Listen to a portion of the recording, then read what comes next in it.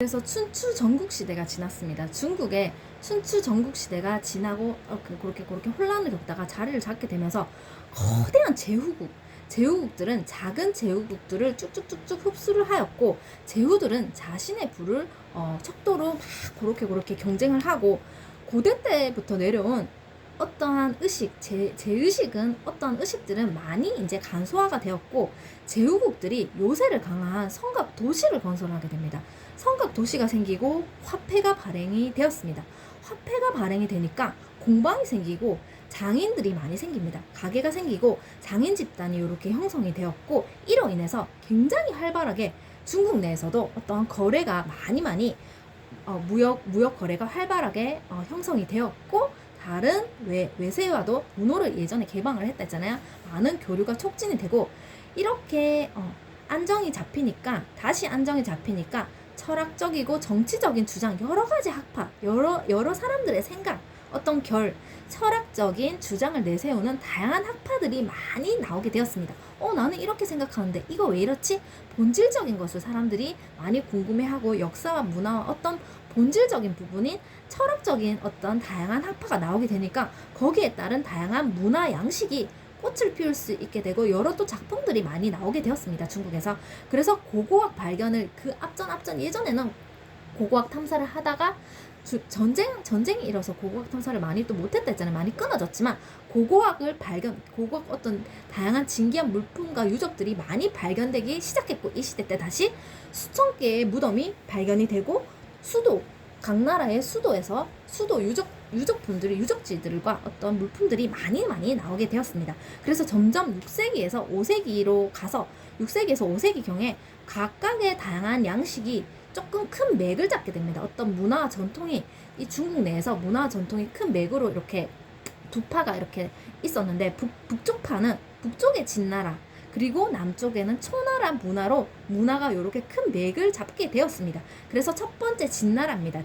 북쪽의 진나라입니다. 진나라의 전통은 초기의 연구는 584년에서 450년 사이에 수도였던 도시의 유적을 1956년 산시성 허우마에서 발견 당시로 거슬러 올라갑니다. 거슬러 올라가니까 주물 공장에서 독특한 청동기를 굉장히 많이 제작을 하였다 했잖아요. 청동기를 막 옛날 고대 때 시대 때도 앞에 여러 문화 양사오 문화 여러 가지 다운코 여러 가지 문화가 있을 때 청동기가 너무 귀해가지고 땅 속에다가 청동기 물품을 몰래 창고에 숨겨둘 정도였다 했습니다. 그래서 이때 진나라의 때도 주물 공장에서 독특한 청동기를 많이 제작을 해가지고, 그 문화는 산시성의 작은 마을 이름인 리유 문화라고 하여서 리유 문화가 굉장히 이쁜 문화였던 거예요. 리유 문화는 연속적인 그림 문화가 많이 발견되었습니다. 그림들이 많이 발견되었습니다. 그래서 어떤 그림이 발견이 되었냐 하니까 반인반수, 반은 사람이고 반은 동물이, 반은 새고 반은 사람이고 반은 용이고 막 그런 그림이 많이 발견됐는데, 반인반수가 나왔다라는 것은 동물을 숭상했고 동물을 신격화했다라는 것을 알 수 있습니다. 그래서 반인반수 그림이 많이 나오고, 이제는 진나라 때는 북중국의 고유 테마가 아니고 춘추 전국 시대를 지나서 이렇게 안착이 되기 시작하고, 가게가 많이 생기고 화폐가 발행되고 많이 거래가 생기고 많이 안착이 되면서 많이 궁금해하는 철학적인 장르가 나오게 되면서 여러 문화가 많이 나오게 됐다 했잖아요. 그래서 이제 철학과 종교에 관심을 많이 가지게 되어서 물품들이 거의 다 종교 테마를 기본 베이스로 깔고 있는 물품이 많이 나오게 되었습니다. 그래서 4세기 동안 내내 반인반수 그림이 굉장히 인기몰이를 하고 성행을 했다고 합니다. 그리고 북은 진이고 남은 초라했습니다. 남쪽의 초나라의 전통은요, 689년에 후베이성에서 현재 장宁부근의 양쯔강 유역에 수도를 세우게 되었고요. 초나라가 바로 중국 땅에서 가장 강대한 국가입니다. 워낙 땅덩어리가 넓어가지고 1977년 9월 가을 어느 날이었습니다. 후베이성 수연의 레이구둔에서 작은 언덕을 땅을 고르고 있었습니다. 어떤 사람이 땅을 고르다가 평평하게 고르는 작업을 하고 있는 중에 묘를 발견했습니다. 이게 뭐지 하고 묘를 발견했는데, 그 묘가 바로 이후작의 묘였습니다. 깊이가 13m나 되는 지하 갱도에 타다 보니까 지붕이 하나 있어서 지붕 뚜껑을 여니까 거기가 지하 묘였던 겁니다. 7개월이 흘러서 이것을 세상 사람들한테 공개를 했습니다. 이 묘지가 있던데요? 하고 공개를 했고, 그 묘의 주인은 바로 433년에 45살의 나이로 죽은 한 남자의 묘였습니다. 그 사람은 누구였을까요? 오칠한 이중목간으로 돼 있었고, 이중목간으로 돼 있었고, 목탄층에 고운 백악지를 점토로 칸막이를 한 방에 보관이 돼 있었고, 이 묘지는 초나라의 한가운데에 자리를 한 신비한 제후국이었던 증나라의 이후작의 마지막 처소였습니다.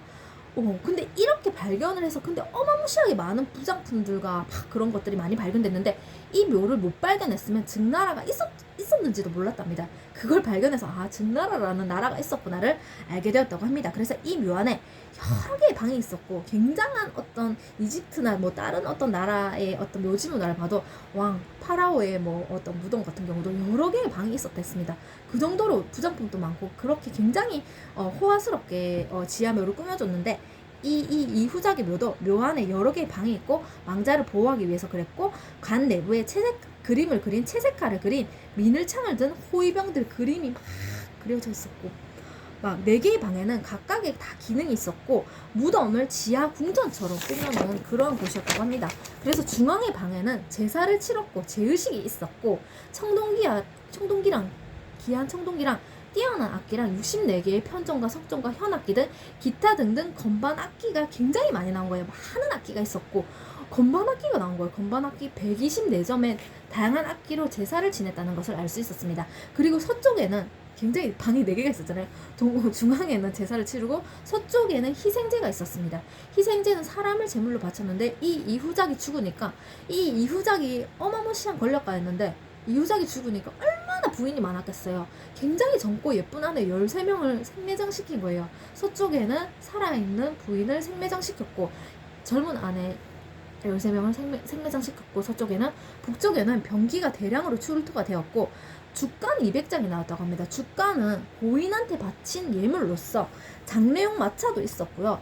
무기랑 갑옷들도 굉장히 많이 나왔다고 합니다. 그리고 7,000여 개의 부장품을 보면 그 사람의 계급과 지위를 알 수 있댔습니다. 무덤 모양이랑 관 모양이랑 부장품이 7,000여 개가 나왔는데 10톤 이상이 되는 청동기가 굉장히 귀했다잖아요. 청동기 물품들이 많이 나왔고 엄청난 권력자였다는 것을 알 수 있고, 뛰어난 청동기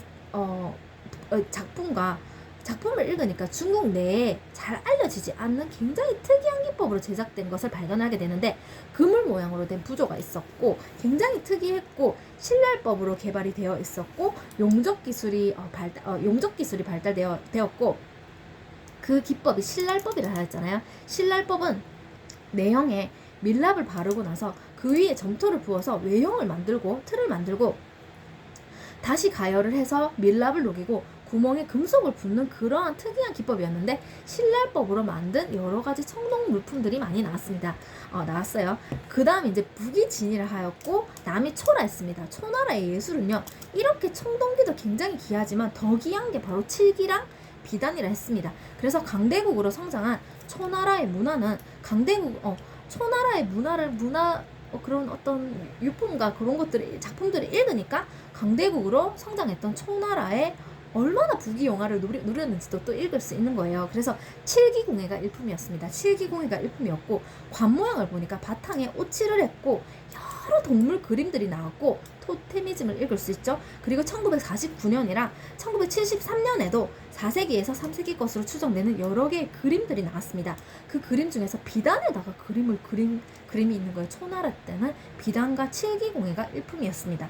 그래서 4세기에서 3세기경에 남부처럼 북부에서도 일상용 직기가 크게 발전을 하게 되었고, 신은 귀족 계급의 상징이 된 묘지를 읽으면 묘지가 어떻게 바뀌었고, 묘지 모양과 안에 모양을 읽으면 얼마나 그렇게 어느 정도의 어떤 뭐 귀족이고, 예를 들면 어느 정도의 왕권을 갖고 있는 사람인지를 알 수 있댔습니다. 그래서 묘지는 차츰 고인의 얼마나 그 당시 때, 그 시기 때 생전에 영화에 찬 삶을 살았는지, 그리고 4, 5세기에서도 얼마나 그렇게 잘 누리라고 그렇게 많이 넣어준 거잖아요. 그래서 그 형 카르마와 사후의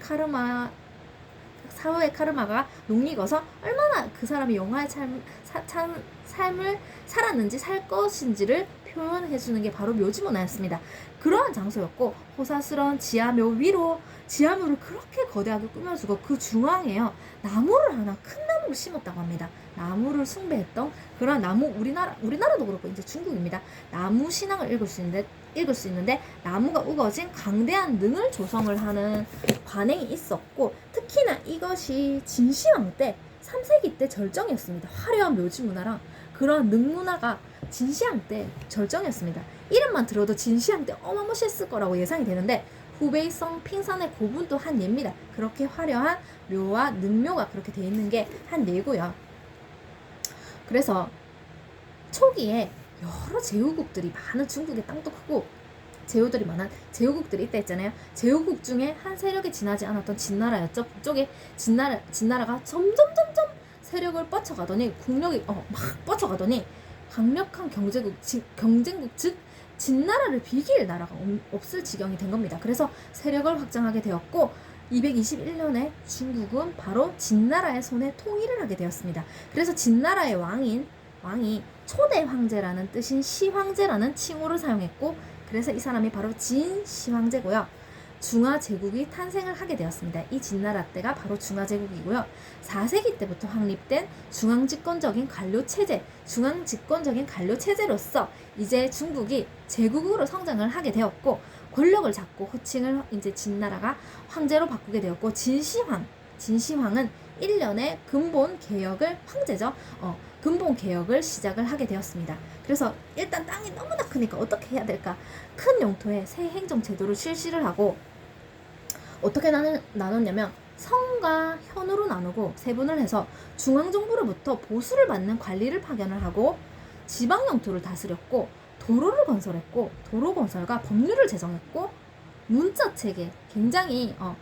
체계를 단순화하고 도량형으로 통일을 했고 이렇게 막 진시황이 다 요렇게 해놨는데 전 반대입니다. 그렇게 하지 마세요. 이렇게 반대하는 사람은 무조건 사형, 반대자 처형을 했고 많은 사람들을 공사노역에 굉장히 큰 땅덩어리에 세울 건물 공사노역에 동원을 시켰습니다. 그래서 흙을 단단히 다져서 쌓은 만리장성 아시죠?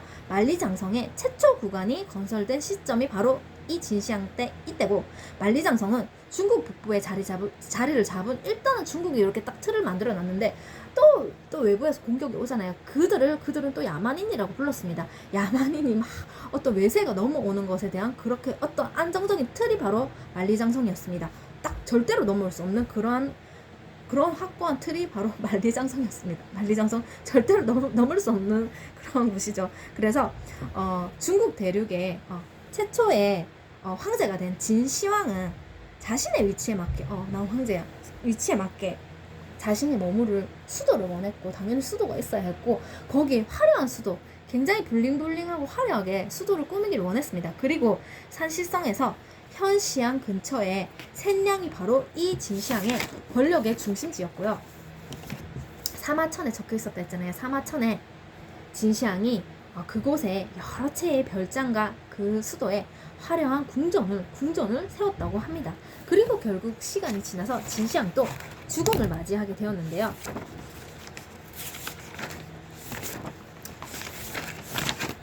일단은 황제가 굉장한 제국으로 성장해서 황제라는 권력을 누리면서 얼마나 그 호사스러운 그러한 지위와 그런 것을 누리고 영원히 살고 싶어 했잖아요, 진시황이. 그래서 진시황은 너무나 죽기 싫고 죽음에 대한 공포가 굉장히 컸습니다. 다 그렇겠지만. 그래서 진시황이 사신을 파견해서 이 근방 어디에 동방 어디엔가 유토피아가 있다 그래. 유토피아가 있다고 하는데 굉장히 신비한 섬이고 삼신산입니다. 동방 삼신산인데 거기 신비한 섬에 막 쥐하고 동물들 살고 오고로 나는 나무가 있고 굉장히 귀한 그러한 물품들도 많고 먹거리도 많고 거기 삼신산이 있다 하는데 사실 내가 가보기는 너무 겁난다. 사신들을 보내면서 거기 가서 그리고 불로초라는 약이 있대. 거기 가면은 영원히 살 수 있는 일단 먹게 되면 영원히 살 수 있는 약인 불로초가 있대 하고 사신을 보냈는데 우리나라를 지나가다가 제주도를 지나가다가 그 사신들이 너무 힘들어가지고 어떤 바위에다가 서불이었습니다. 서불이 지나갔습니다라는 서불가지라는 글귀가 있다고 합니다. 진시황이 보낸 사신이었고, 근데 불로초가 어디 있겠어요. 불로초를 구하러 갔던 사신들이 다시 돌아오지 못하고 삼신산 또 전설이죠. 삼신산이 어디 있는지 알 수 없는데 그렇게 일본으로 가서 왕조를 열었다라는 이야기가 있습니다. 그래서 이제 진시황은 바다 건너 사신을 보냈고 불로초를 구해 오게 했지만 결국은 그렇게 어마무시한 황제도 그러한 즐겁고 멋진 삶 카르마를 살았지만, 카르마를 보냈지만 결국은 죽음이라는 카르마 앞에서는 죽음을 맞이할 수밖에 없게 되었습니다. 그래서 210년에 진시황이 죽게 되었고, 권력을 잡은 지 11년이 지난 다음에 강제노역형을 받은 무려 70만 명이 되는 사람을 강제노역에 그렇게 부렸고, 이 진시황이 진시황 통치 초기 때부터 능묘를 건축하는 사업에 동원하고 만리장성 쌓는데도 굉장히 많은 사람을 그렇게 했습니다. 그래서 진시황은 이중의 담으로 능원을 만들고 비리 다 만들어 놓은 거예요. 자신의 묘를 다 미리 그렇게 나중에 이렇게 사후세계 이렇게 해서 하면서 만들어 놓고 보호를 해놓고, 지하묘, 굉장한 지하묘 위에 거대한 봉분을 두고 황제로 구현되는, 자신은 황제잖아요. 황제로 구현되는 세계의 중심을 상징하는 봉분을 세워놨고, 그리고 근처에 사당을 만들어놨고 그 사당이 다 자신한테 바치는 거였습니다. 그리고 그의 묘는 실로 어마무시했습니다. 생각했을 때 굉장했을 것 같잖아요. 어마무시했고 진짜로 거의 우주를 하나 옮겨놓은 듯한 모형을 만들었습니다.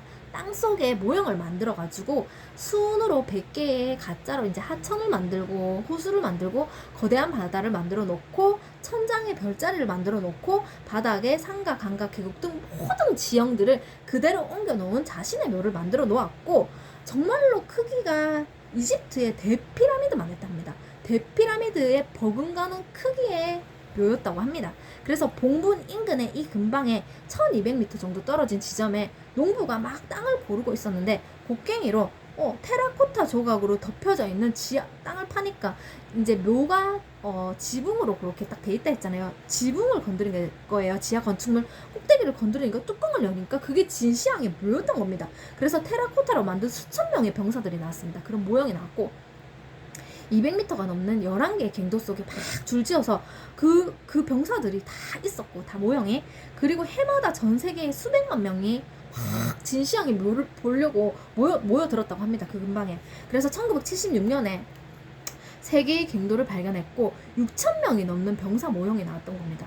생전에는 이 진시황의 도구였고, 이 병사들은 죽어서도 그렇게 점토의 병사로서, 그런 모형으로서 그 진시황의 시신을 그렇게 호의를 하고, 저승에서도 황제의 시위를 하였던 겁니다.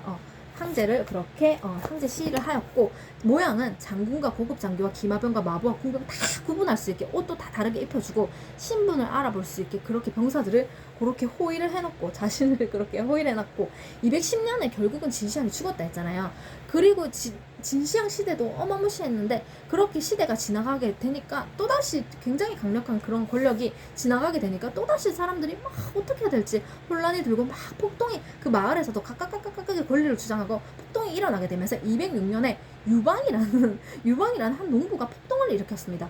폭동을 일으켰고 한왕조를 세우게 되었습니다. 그래서 여기서 한나라가 나오게 됩니다. 그래서 한나라는 새 귀족 군주제를 도입을 하였고 봉건제를 회복을 하였고요. 이후에 400년 동안 중국을 통치를 했는데, 한나라가 중국에서 가장 뛰어난 시대였고, 계속 다 그 시대가 많이 뛰어났다 하잖아요. 한나라가 이제 뒤에 이제 또 나오니까 굉장히 뛰어난 시대였고, 고고학적 유물들이 많았고 주로 묘지 관련으로 진행을 하였습니다. 그래서 북부의 중국은 저승에서도 보호를 받을 생각으로 봉분 주위에 갱도를 만들고 병력으로 가득 채운 것은 진시황의 무덤에 그렇게 병력 채운 것을 좀 모방을 하였고, 한나라 때 1971년에 후난성 창사 근처에 마왕두에서 발견한 대후 부인의 묘가 한나라 때 발견이 되었는데, 이 시대를 대표할 수 있는 묘가 바로 대후 부인의 묘였는데, 부인 묘는요 제일 안쪽에 묘실까지 경사진 묘도를 통해 들어가게 만들어놨고 거실이 있었습니다. 거실 중심으로 설계를 해놨고, 사람이 홍과 백으로 이루어져 있잖아요. 백은요 죽어서도 이제 막 그렇게 돌고 마지막에 소울이 진짜 이제 사람이 진짜 자신만의 고유한, 체가 죽고 나서 체가 뜨면 고유한 소울이 하늘로 뜬다고 하잖아요. 별로 돌아가고 각 제자리를 찾아서 돌아가야 된다고 했습니다. 돌아가야 하고요. 그래서 하늘로 그러한 영혼불멸의 세계로 도달하기 위해 영원히 끝나지 않는 이 광활한 우주 속으로 자리 잡기 위해서 하늘을 날기 때문에 사람이 죽어서 하늘을 날아야 하기 때문에 비의라는 옷을 입어야 하기 때문에 비의를 만들어서 이때 비의를 입혀줬습니다. 대우 부인한테 비의를 입혀줬고 혼이 날아가라고 입으라고 비의를 만들어줬고 중앙 묘실에 틈새를 짜고 오칠을 하고 오칠한 목관을 안치를 하고 사중으로 된 관을 하나마다 선인과 새와 동물과 길상 동물 그림이 굉장히 많았고 그림 속의 상징이 신비하게 그려진 그림의 상징이 혼자 그렇게 죽어서 갈 때 외롭지 말라고 그렇게 보호해주는 거 망자로 보호해준다라는 그런 신성한 의미를 갖추고 있었고 향료를 바르고 20겹으로 굉장히 수위로 시신을 20겹으로 칭칭칭칭 감았습니다. 이집트 피라미드 막 붕대 미라 만드는 방법 그거 생각나시죠? 막 봉봉봉봉 팍 깍깍깍깍깍 시체를 똘똘똘똘 붕대로 많은데 70일이라는 시간이 소요된다 했잖아요. 그처럼 이 대우 부인의 묘도 굉장한 한나라의 대우 부인의 묘도 20겹으로 되는 수위로 시신을 칭칭칭칭 감고 살균성 있는 투명 액체에 담갔고 그 전에 오랜 세월 동안 당연히 부패가 됐지만 오랜 세월 동안 굉장히 오래 보존이 됐었다고 합니다. 그렇게 굉장히 많이 액체를 담그고 보호를 해줘서 그렇게 수위로 보호를 해줘서 많이 훼손이 안 되고 오래 유지됐다 하고 그 옆에 값진 물품은 청동도 굉장히 가치가 있었지만 또 칠기와 비란이 그 후에 굉장한 가치가 있었는데 그 다음 이제 북부 중국입니다. 북부 중국은 4세기 때부터 묘지 문화가 조금 더 변화를 하였고 모양이 처음에는 묘경의 가장 안쪽에 그렇게 자리를 잡았다가 옆방으로 옮기게 되었고 각 방에 칸막이로 벽돌을 대치를 해놨고 초기에는 그냥 그렇게 묘를 만들고 지붕을 딱 덮어주는 형태였는데 입방형으로 설계가 돼 있었는데 2세기 때부터는 문과 문도 있고 박공이 달려있는 지붕까지 갖춘 실제 가옥처럼 모양이 묘지가 바뀌게 되었습니다. 4세기 때부터. 그래서 옆에 겹방까지 뒀고 묘 옆에 겹방도 있었고 작은 벽돌로 장식을 하고 지하 가옥 안에는 아빈을 짓고 색을 다 입히고 컬러까지 입히고 마차를 태우고 지하 마차도 있었고 저승 마차도 있었고 나들이를 하고 있는 모습이나 사냥을 하고 있는 모습 생전의 즐거운 모습에 사진을 많이 넣어주고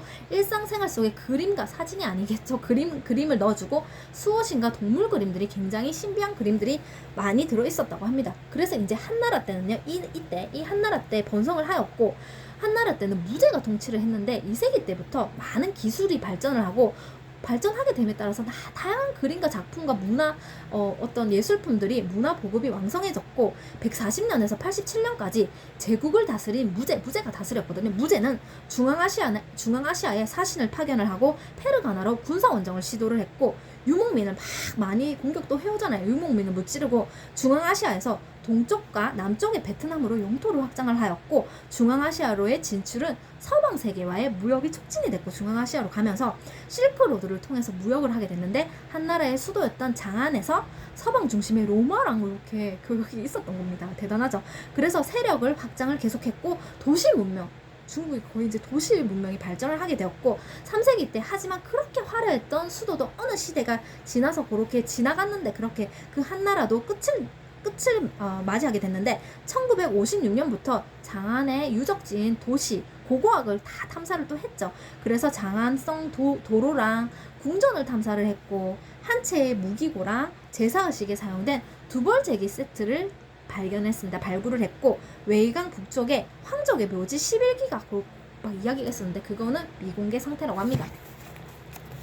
그래서 진시황의 9번째 아들이 있었습니다. 아들도 얼마나 많고 자식도 얼마나 많고 부인도 굉장히 많았거든요. 그래서 진시황의 9번째 아들이 113년에 죽었고 중산왕 유승입니다. 이 사람이랑 104년에 사망한 진시황의 부인인 두간의 묘가 150km 정도 떨어진 만청이라는 마을에서 발견이 됐는데 신기하게 그 당시 때도 얼마나 많은 도굴꾼들이 도굴을 하고 다 부장품들 훔쳐가고 했겠어요. 근데 도굴이 안 당한 겁니다. 신기하게 이 두 묘가 도굴을 안 당했어요. 9번째 아들과 한 부인의 묘가 도굴을 안 당했는데 왜 그랬냐 하니까 횡혈식으로 되어 있고 바위 절벽으로 파고 들어간 형태였고 묘가 중앙묘실로 그렇게 중심적으로 설계를 했고 지하 궁전으로 가기 위한 자갈길도 있었다고 합니다. 그래서 일단 시신은요 그러한 신비한 주술 기능을 했던 옥으로 이제 옥을 막 얇게 펴가지고 옥으로 만든 옷을 짠 겁니다. 얇게 펴갖고 2000장으로 옥으로 막 엮어갖고 옷을 만들어갖고 오칠을 하고 상감을 박은 관 속에 안치를 하고 옥으로 만든 수의로 그 진시황 아들이랑 부인 거를 옥으로 만든 옷으로 입혀주었고 그 수의를 입힌 이유는 신체 부패를 막기 위해서 옥으로 입히고 영원히 살아라, 불멸의 낙원으로 가라라는 의미에서 그렇게 입혀주었다고 합니다. 그래서 광둥성에 자리한 작은 제국인 낭야의 제12대 제2대 왕이었던 수장품들이 부장품들이 굉장히 많았는데 그게 또 발견이 됐는데 그 중에서 변방 초원 지역에서 온 거는 물론 많은 나라와 교육이 있었다는 걸 알 수 있는 게 이란이랑 헬레니즘의 영향을 받은 중앙아시아로부터 온 곳들이 많이 포함이 되어 있었고요. 1세기 말에는 1세기 말 때는 농촌과 궁정 안에 굉장한 혼란이 일었습니다. 왜냐면 긴장이 팽배한 시기였던 게 농부들이 농사를 그냥 짓는 그러한 농부들한테 대지주가 엄청나게 압제를 가했고 굉장히 시달리고 있었고 많은 일을 하고 있었고 근데도 상류층 그 위쪽 라인의 상류층은 굉장히 호화스러운 삶을 살고 즐기고 굉장히 막 그렇게 다양한 즐겁게 지내고 있었습니다. 그래서 50년에서 서기 50년까지 1세기 동안 한 차례 계속 그렇게 어떤 시대가 바뀔 때마다 어떻게 왜냐면 강한 권력이 있는 상태에서 다시 요게 지나가게 되면 다른 사람들이 자신의 권리를 주장하기 때문에 많은 혼란이 일게 되었는데 100년 동안 또 혼란이 일었습니다. 굉장히 변동이 일었고 사회에 하지만 그 다음으로 넘어가는 결정적인 전환기점이 되어 주었는데요.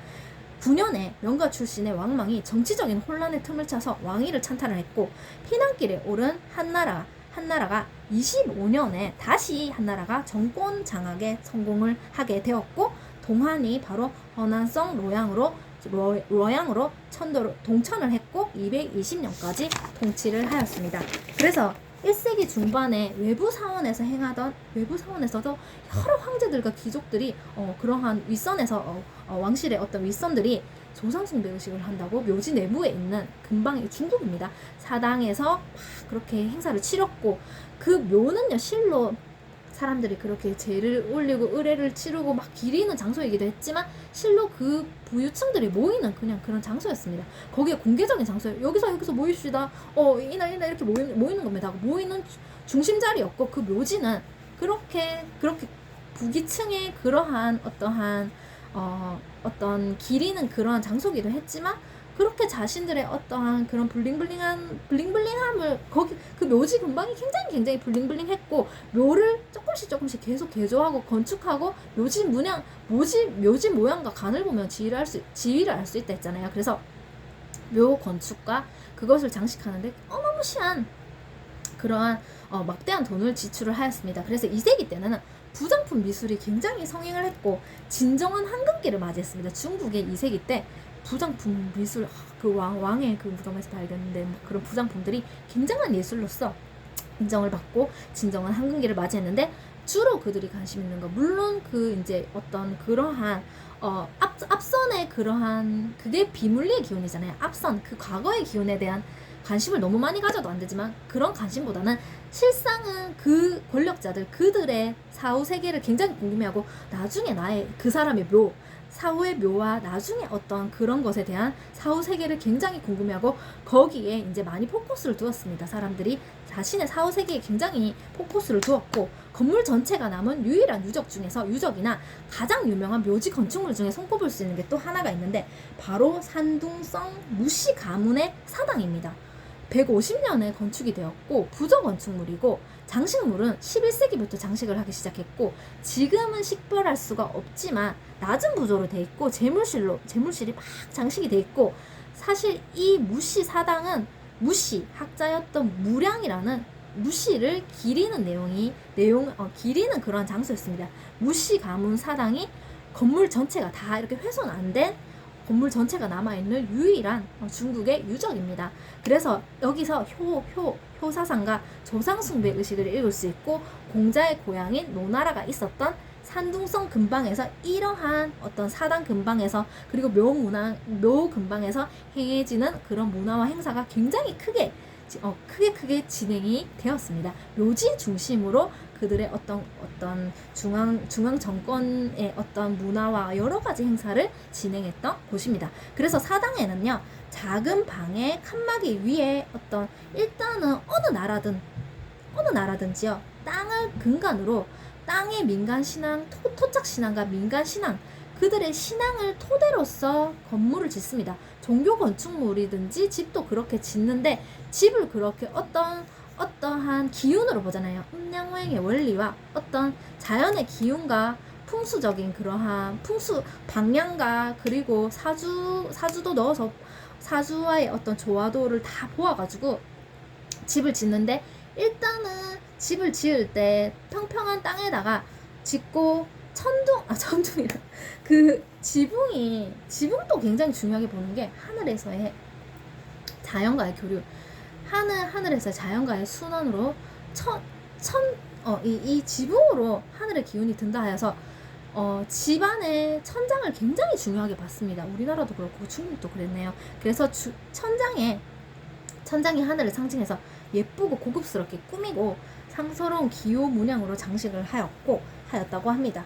그래서 이제 그들의 신앙을 기반으로 그렇게 집과 건축물과 종교 건축물과 사당을 어떻게 지었는지를 알 수 있고, 2세기 때는 황제의 그렇게 어마무시했던 황제 있잖아요. 황제의 권위가 황관과 귀족과 학자들 여러 사람들이 막 그렇게 이야기가 많이 나오게 되면서 그들의 갈등 사이에서 심한 타격을 입은 황제는 권위가 떨어지게 되면서 농민 폭동이, 이제 농민들이 많이 주장을 하고 그렇게 이제 막 그렇게 무조건 참고 가는 흐름으로 가지 않은 거예요. 다 권리를 주장하고 봉기가 일어나게 되고 내전이 일어나게 되고, 그래서 220년에 한 장군이 권력을 다시 근데 장악을 하게 되었고요. 북쪽에 세왕조를 세웠지만 어느 시점에서 세월이 흘러갔고 이제 한나라가 이렇게 한나라가 막을 내리게 되면서 중화제국이 끝이 나게 되었는데요.